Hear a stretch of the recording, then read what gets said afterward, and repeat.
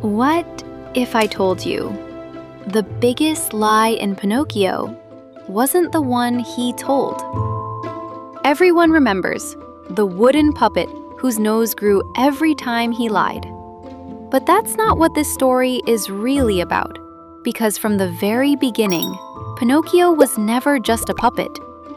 He was every single one of us. Pinocchio was carved from wood. He couldn't control where he was born or how he looked.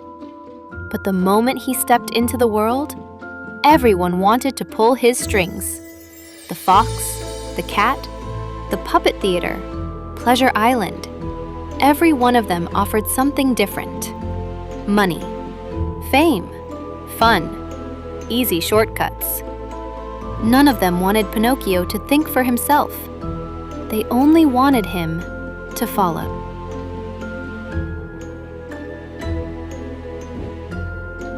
And maybe that's the real tragedy of the story. Because for most of his journey, Pinocchio isn't walking toward his future. He's simply being pulled from one temptation to another. Now ask yourself, how different are we today?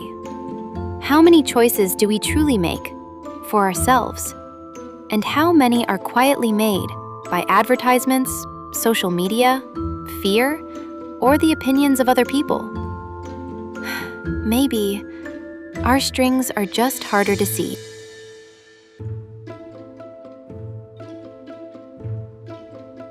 Everyone talks about Pinocchio's nose, but what if it was never a punishment?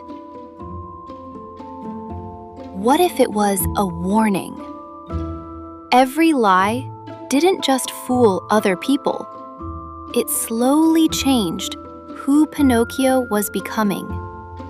Because every dishonest choice moves us one step further away from ourselves.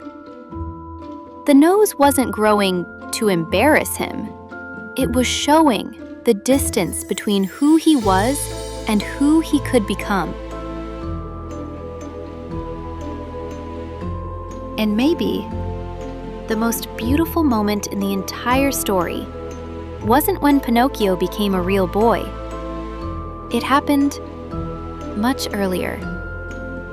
The moment he stopped letting others pull his strings. The moment he chose responsibility over comfort. Truth over convenience, courage over fear. Perhaps being human has never been about flesh and blood. Perhaps a real human is someone who decides their own direction. Because in the end, Pinocchio was never just the story of a wooden puppet. It was always the story of us.